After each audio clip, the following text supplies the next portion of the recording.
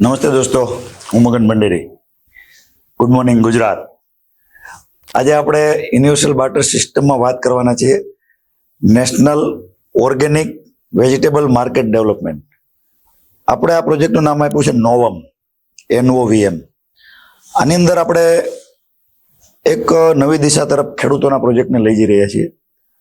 આખું વર્ક એવું છે જેનું તમે રૂપરેખા સાંભળી લ્યો કે આજે સૌથી મોટું જો મોંઘવારીની અંદર ફેક્ટર કામ કરતું હોય કોઈ પણ કોમન મેન માટે તો એ છે શાકભાજી, દૂધ અને અનાજ કરિયાણું.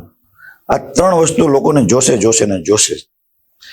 તો આપણે દૂધનું તો અત્યારે આખું ઇન્ફ્રાસ્ટ્રક્ચર છે જ અમૂલ સુમૂલ પાસે, લોકો સુધી ઇઝીલી પહોંચે છે. એમ શાકભાજી છે ને એ તંત્ર માળખાગત નથી, એનો આખો હોલ્ડ છે એ વેપારીઓ પાસે છે. વેપારી નક્કી કરે કે મારે શાકભાજીનો ભાવ દબાવવો છે કે વધારવો છે, ટમેટાને 20 રૂપિયાથી 300 સુધી લઈ જવા છે કે શું કરવું છે. કારણ કે એને ખબર છે માર્કેટમાં કેટલી માંગ છે ને કેટલું આવવાનું છે, એ બે ડેટા એની પાસે છે. એના હિસાબે એ લોકો માર્કેટને રૂલ કરી રહ્યા છે. તો આપણે ખેડૂતો માટે આવું શું વિચારી શકીએ? તો અમે છે ને આખો એક કોન્સેપ્ટ એવો તૈયાર કરી રહ્યા છીએ કે આ વેજીટેબલ માર્કેટને જો આપણે અત્યારે પ્રશ્ન કેવો છે ડેવલપ કરવું હોય ને અત્યારનો શું ઇસ્યુ છે એ તમને સમજાવું કે આજે કોઈ ખેડૂતને એમ થાય કે ભાઈ મારે દવાખાને જવું છે, 2-5 હજારની જરૂર છે, તો એને શું થાય છે કોઈની પણ પાસે ઉછીના માંગવા પડે. ભાઈ મારા ઘરના બીમાર છે, દવાખાને લઈને જાઓ, છોકરો બીમાર છે, દવાખાને લઈ જાઓ, 2000 લાવને ઉછીના, મારા માલ વેચાય પછી આપીશ. તો આ સ્થિતિ બહુ ખરાબ હતી. પણ જ્યારથી આ દૂધ અને ડેરી આવી ગઈ ને એટલે ઘર સદ્ધર થયું. કારણ કે એને દૂધ જેટલું થાય એટલું 2 ટાઈમ ડેરીમાં ભરી દો, ખાતામાં પૈસા આવવા માંડ્યા, એટલે કોઈ પાસે હાથ લંબાવવાની પ્રશ્ન ઝીરો થઈ ગયો. તો આવો નવો બીજો કોન્સેપ્ટ છે ઓર્ગેનિક શાકભાજી. ઓર્ગેનિક શાકભાજીમાં આપણે કેવું કરવાના છે, માનો તમારે ગમે એટલા વીઘા જમીન છે, 2 વીઘા, 5 વીઘા, 10 વીઘા, તમે એમાંથી નક્કી કરો કે 1 વીઘો અથવા 2 વીઘાનું હું શાકભાજી વાવીશ, એ પણ ગાય આધારિત, આખું ઓર્ગેનિક, બિયારણ, દવાથી માંડીને બધું તમામ ઓર્ગેનિક. હવે ઓર્ગેનિક શાકભાજી વાવશો ને એટલે એક તો એનું ઉત્પાદન ઓછું આવશે, અમે જાણીએ છીએ ઉત્પાદન ઓછું આવશે, પણ 2 કે 5 વર્ષે ફાયદો તમારા પરિવારને થશે. કારણ કે એ શાકભાજી એક તો પેલા તમે ખાતા થઈ જશો. બીજું, હવે અત્યાર સુધી વ્યવસ્થા કેવી છે, તમે શાકભાજી વાવો એટલે તમારે તમારા ગામની નજીકનું જે હરાજી માર્કેટ હોય ત્યાં તમારે સવારે વહેલું 5 વાગે લઈને જવું પડે. એટલે પેલાથી કોઈને પોહાતું નથી. સવારે વહેલું 5 વાગે ત્યાં જાઓ, પછી ત્યાં ગયા પછી નક્કી થાય તમારા દૂધી રીંગણાનો ભાવ આ છે, 1 રૂપિયા કિલો લેવું જ, બોલો 20 રૂપિયાના મણ, તો તમે વેચો કે ગાયું નાખ દેવો, તમારું ભાડું ન નીકળ્યું. એટલે કોઈ વાવતું નથી. વાવતા નથી એટલે શોર્ટેજ ઊભી થાય. શોર્ટેજ ઊભી થાય એટલે વેપારીઓ ફાવી જાય.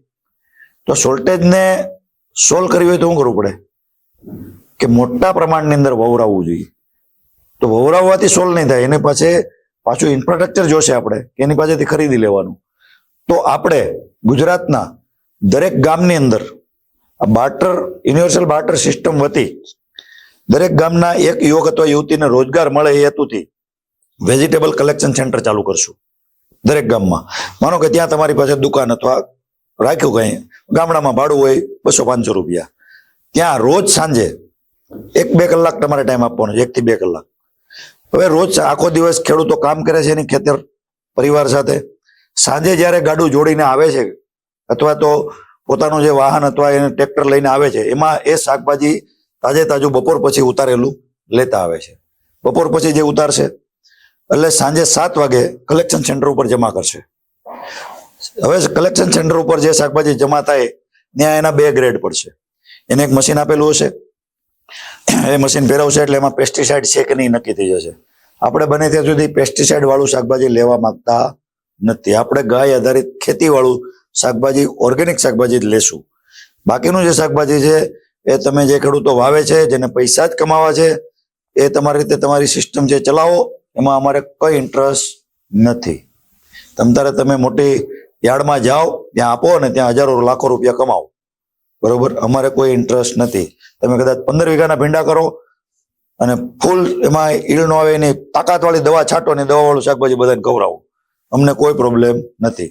અમે અમારા ગામના ખેડૂત, જે નાના ખેડૂતો છે એને સદ્ધર કરવાની દિશામાં કામ કરીએ છીએ. સદ્ધર થશે ખેડૂત અને એ કંઈક આગળ આવશે તો ભારત દેશ અને દેશને જીડીપીમાં 5% ફાયદો થશે. હવે એને શું કરવાનું છે? જે શાકભાજી આવ્યું છે અહીંયા, માનો કે એને આપ્યું એટલે એના બે વિભાગ પડી ગયા, એક ફર્સ્ટ ક્વોલિટી ને સેકન્ડ ક્વોલિટી. એટલે એના અલગ અલગ કેરેટો હશે, વજન કાંટો હશે. વજન થઈ ગયા, વજન પ્રમાણે એને એક મોબાઈલ અને એની ફિઝિકલ પાસબુક એમાં એન્ટ્રી થઈ ગઈ કે ભાઈ ઓલ ઓવર તમે 10 કિલો શાકભાજી કલેક્શન સેન્ટરની અંદર જમા કર્યું. ઓકે, હવે કલેક્શન સેન્ટરની અંદર જે શાકભાજી જમા થયું એનો ડેટા હવે માનો ગામમાંથી 20 ખેડૂતે નાખ્યું. એક્ઝામ્પલ તરીકે આપણે એક તાલુકો લઈ લઈએ, ઉના તાલુકો.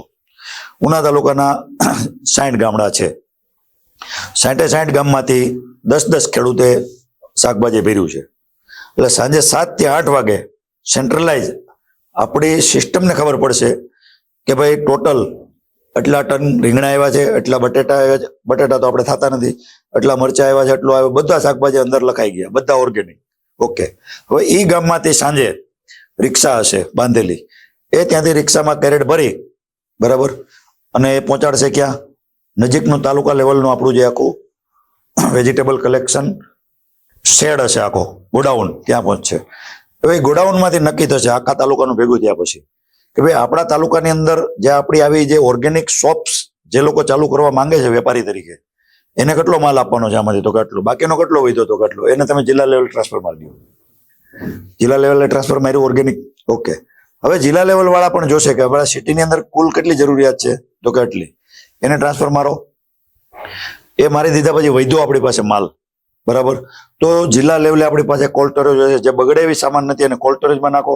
અધરવાઇઝ એ ગામની એ જે જિલ્લાની એપીએમસી માર્કેટ છે એમાં જોઈ લ્યો ભાવ શું છે, તો કે હા આપી દો એને, ડન, અપાઈ ગયું. હા, હવે આખો જે પ્રોગ્રામ હતો એ સાંજ સુધીનો પૂરો થયો. આખો દિવસ સવારે પાછું કામ કર્યું ખેતીનું, સાંજે પાછું જમા કરો.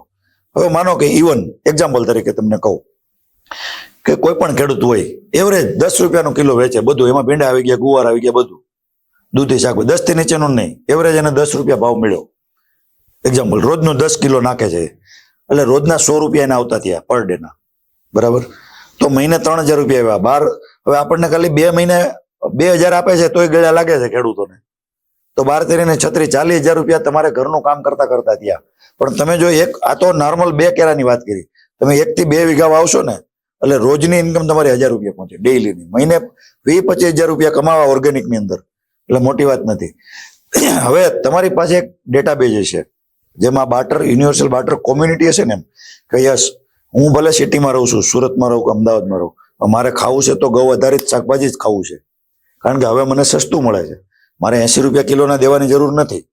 એક્ઝામ્પલ તરીકે ગામડામાંથી આપણે 20 રૂપિયામાં ખરીદી કરી ખેડૂત પાસેથી, એવરેજ બધું 20 રૂપિયા, પછી એને કિલે પહોંચાડવાનો ખર્ચો બીજો 10 રૂપિયા ચડી ગયો આપણો, એટલે 30 રૂપિયામાં પડતર થઈ. 10 રૂપિયા આપણી કંપની કમાઈ છે પોતે, એટલે 40 રૂપિયા થઈ ગયા. એમાં 5 રૂપિયા કિલો દીઠ આપણે જે વેપારીઓ જે છે એને આપીએ છીએ, જે આપણા સેન્ટરો જે ખોલ્યા છે એને, અને 5 રૂપિયા કંપની કમાય છે પર કિલો. હવે ગુજરાતના 10,000 ગામડા હોય એક્ઝામ્પલ આની અંદર જોડાયેલા, અને 10,000 ગામડા 1000 કિલો શાકભાજીનું પ્રોડક્શન કરતા હોય તો તમારે નાસિકથી ટમેટા લાવવાની જરૂર નથી. તમે તમારા ગુજરાતના જ તમામ વસ્તુનું પ્રોડક્શન કરીને તમારા ગુજરાતના જ ગ્રાહકોને આપી શકો છો, અને એકદમ નોર્મલ. હવે 40 રૂપિયાથી ઉપરનો ભાવ જ નથી, ભીંડા હોય, ગુવાર હોય, XYZ હોય, આખું વર્ષ તમને મળે છે આ રીતનું શાકભાજી સિઝનનું. 40 કરતા વધારે ભાવ નથી. તો જે વેપારી છે એની જે અત્યારે તમને લૂંટવાની ભાવના છે એ ઝીરો થશે ઓટોમેટિકલી, બરાબર. અને જે સારામાં સારી વસ્તુ છે એ મધ્યમ વર્ગનો પરિવાર હોય કે કોઈ પૈસાવાળા પરિવાર હોય એને પણ સારામાં સારું ગૌ આધારિત શાકભાજી, ઓર્ગેનિક શાકભાજી ડાયરેક્ટ ખેડૂત પાસેથી મળી શકશે સીધું. આને આપણે જે આપણી ભાષામાં કહીએ PHM પ્રોજેક્ટ.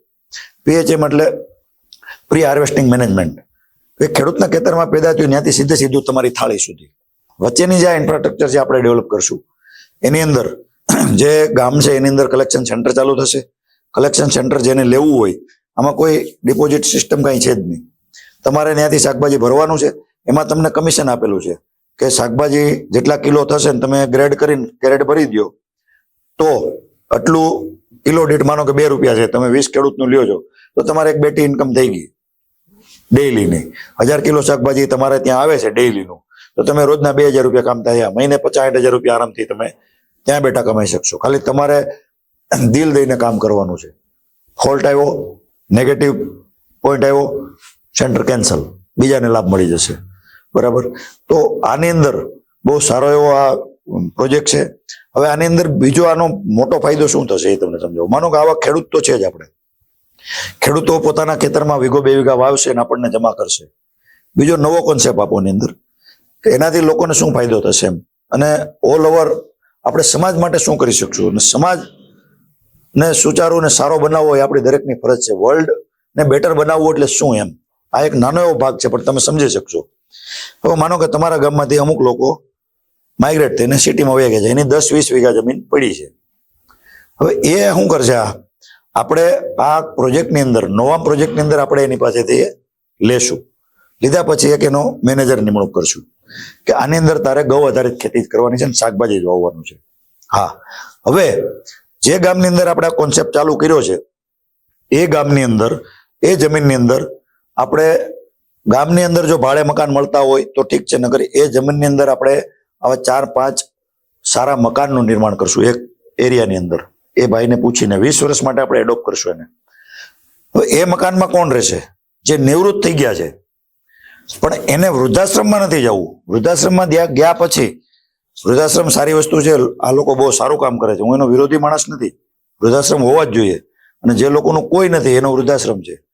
પણ આમાંથી જે લોકોનો હાથ પગ ચાલે છે, નિવૃત્ત થયા પછી પણ કંઈક પ્રવૃત્તિ કરવાની ઈચ્છા ધરાવે છે, એવા લોકોને માનો કે સદભાવના વાળા એવું ઈચ્છે કે ભાઈ હું આવા 5 ગામ દત્તક લઈશ અને 5 ગામમાં હું ગૌ આધારિત ખેતી કરાવીશ, અને મારે ત્યાં જે આ વૃદ્ધો છે એમાંથી હું 5 કે 10 વૃદ્ધોને ત્યાં મોકલીશ. તો એ લોકો શું કરશે, એ ત્યાં આપણા મકાનની અંદર વાડીના સાનિધ્યમાં રહેશે, ગૌ આધારિત ખેતીમાં ખાલી આટો ફેરો મારશે, મજૂરો પાસે કામ કરાવશે, શાકભાજી ઉતારાવશે, ઉતારાવ્યા પછી એને સેન્ટર સુધી વાહન વ્યવસ્થા દ્વારા પહોંચાડાવશે, એનું બધું મેનેજમેન્ટ કરશે. અને આની સાથે જોડાયેલા જે ડાયરેક્ટ પરિવારો છે, આ જે કોન્સેપ્ટને દત્તક લેવા વાળા, વૃદ્ધાશ્રમના એક નવા કોન્સેપ્ટને, એવા લોકોને બેગો બનાવી અને શાકભાજી પૂરું પાડશે એને. ક્યાં? સુરત સુધી બસમાં નાખી દેશે. આપણા ગામમાં ત્યાં બસ ઉપડે છે, આલ્યો આ 10 થેલી છે, 10 થેલી તમે આપી દો, ત્યાંથી દુકાન જે બસ વાળો છે એની ઓફિસે મોકશે, ઓફિસેથી જે તે પરિવારને શાકભાજી પહોંચશે.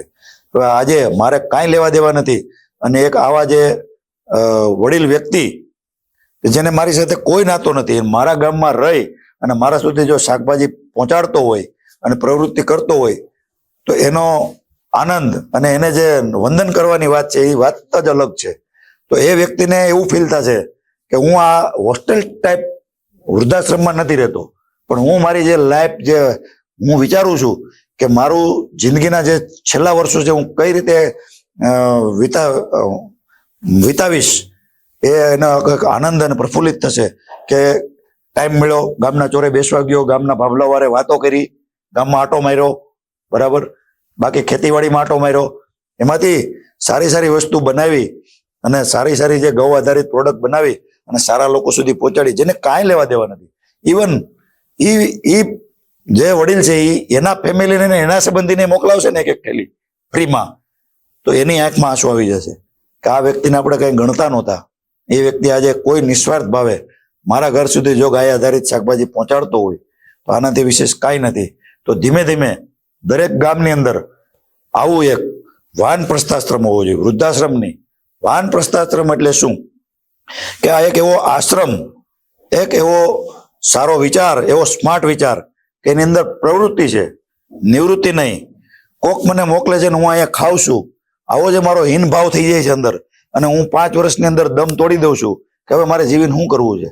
એ વ્યક્તિ એમ કહે છે કે હવે હું 100 વર્ષ જીવીશ, ગાય આધારિત, ગાયના સાનિધ્યમાં રહું છું, ગાય આધારિત ખેતી કરું છું, અને મને એક ધ્યેય મળી ગયો છે, મંજિલ મળી છે કે આજે નહીં તો કાલે હું આવા 25-50 ફેમિલીને હું ઓર્ગેનિક શાકભાજી પહોંચાડી રહ્યો છું. હું નિવૃત્ત નથી, હું હજી કામ કરું છું. 70 વર્ષે પણ 80 વર્ષે પણ હું ડોસો નથી, મારામાં તાકાત છે. આ ભાવ જો તમે એની અંદર લાવી દેશો ને તો એ વ્યક્તિને ક્યારે ફીલ નહીં થાય કે હું વૃદ્ધાશ્રમમાં રહું છું. તો આની અંદર ઘણા ઘણા કોન્સેપ્ટો છે, આવા નવા નવા આઈડિયાઝ છે, નવા વિચારો છે. હું મારા એકના વિચારો કહીશ એવું નહીં, તમારી પાસે પણ આવું છે ના તમે કરવા માંગો છો તો આ કોન્સેપ્ટમાં તમે જોડાઓ અને આને આપણે બધા ભેગા મળી અને લાઈવ કરીએ અને સમાજની અંદર કંઈક સારું આપીએ. જય હિન્દ, જય ભારત.